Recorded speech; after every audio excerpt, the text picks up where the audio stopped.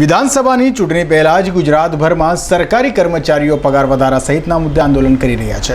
ત્યારે સુરતમાં આંગણવાડી બહેનોએ દિલ્હી ગેટ ખાતે ધરણા પ્રદર્શન કર્યા બાદ આશા વર્કર બહેનો સાથે મળી આંગણવાડીની બહેનોએ સુરત કલેક્ટરાલયે મોરચે લઈ જઈ ઉગ્ર સૂત્રોચ્ચાર કરી પગાર વધારા સહિતના પ્રશ્નોને 3 દિવસમાં નિવારણ લાવવા માંગ કરી છે। સરકારી કર્મચારીઓ સાથે હવે આંગણવાડીની બહેનો અને આશા વર્કરો પણ પગાર વધારા સહિતના પડતર પ્રશ્નો લઈને આંદોલનના મૂડમાં આવી ગઈ છે। ત્યારે સોમવારે આંગણવાડી બહેનોએ દિલ્હી ગેટ ખાતે સવારે ધરણા કર્યા હતા। આશરે 1000થી પણ વધુ આંગણવાડી બહેનોએ ધરણા કર્યા હતા। ત્યારબાદ આશા વર્કર બહેનો અને આંગણવાડીની બહેનોએ સાથે મળી મોટી સંખ્યામાં કલેક્ટરાલય પહોંચી મોરચો માંડ્યો હતો, જ્યાં પગાર વધારા સહિતના પ્રશ્નો મામલે 3 દિવસનું અલ્ટિમેટમ આપી કામથી અળગા રહેશે તેમ જણાવ્યું હતું। તો સરકારને 10મી સપ્ટેમ્બર સુધી તેમના પ્રશ્નોનો હલ ન કરાય તો આંદોલન કરવાની ચીમકી પણ ઉચ્ચારી હતી। મારું નામ અનિલ કુમાર નિષાદ છે અને ગુજરાત એસટી મજૂર મહાસંઘમાં પ્રદેશ ઉપપ્રમુખની મારી જવાબદારી છે।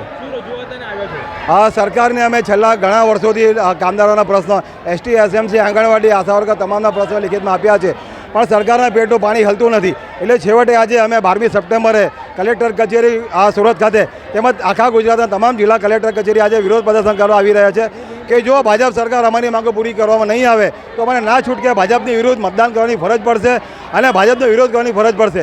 અમારા એસટીના કામદારોની વાત કરું તો અમારા એસટીના કામદારની અંદર ફિક્સ પગારના કામદાર છે એને ફક્ત 16,000 પગાર આપવામાં આવે છે, જ્યારે સરકારી કર્મચારી જે ફિક્સ પગારના કામદાર છે એને 19,950 પગાર આપવામાં આવે છે। તો અમારા કામદારને પણ 19,950 પગાર આપવામાં આવે છે। અમારા ડ્રાઈવરો અને કંડક્ટરનો ગેડ 2022થી સુધાર્યો છે, જે જૂની તારીખ 2016થી સુધારવામાં આવે। સરકારી કર્મચારી ગાંધીનગર અને દિલ્હી ખાતેના સરકારી કર્મચારીને મોંઘવારી ભત્તા 34% આપવામાં આવે છે, તો અમારા કર્મચારીને ફક્ત ત્યાં 17% મોંઘવારી આપવામાં આવે છે। તો અમારા કર્મચારી પર 34% મોંઘવારી આપવામાં આવે। અમારા બોનસ વર્ગ 4ના કર્મચારીને બોનસ મળતું નથી, અમારા વર્ગ 4ના કામદારને બોનસ આપવામાં આવે। આ સાથે અમારી સાથે આંગણવાડીની બહેનો પણ આવી છે, તે આંગણવાડી બહેનો સરકારનું જ કામ કરે છે, તો આ બહેનોને સરકારી કર્મચારી જાહેર કરવામાં આવે। ત્યારે જ્યાં સુધી એ લોકોને સરકારી કર્મચારી જાહેર કરતા નથી ત્યાં સુધી એ લોકોને મિનિમમ વેજ આપવામાં આવે।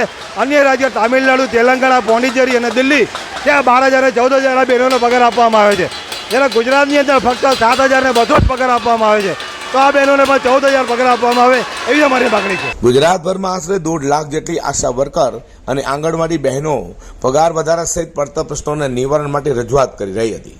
જોકે રજૂઆતોનો નિવેડો ન આવતા આંદોલન તરફ મંડરાયું હોય તેમ લાગી રહ્યું છે।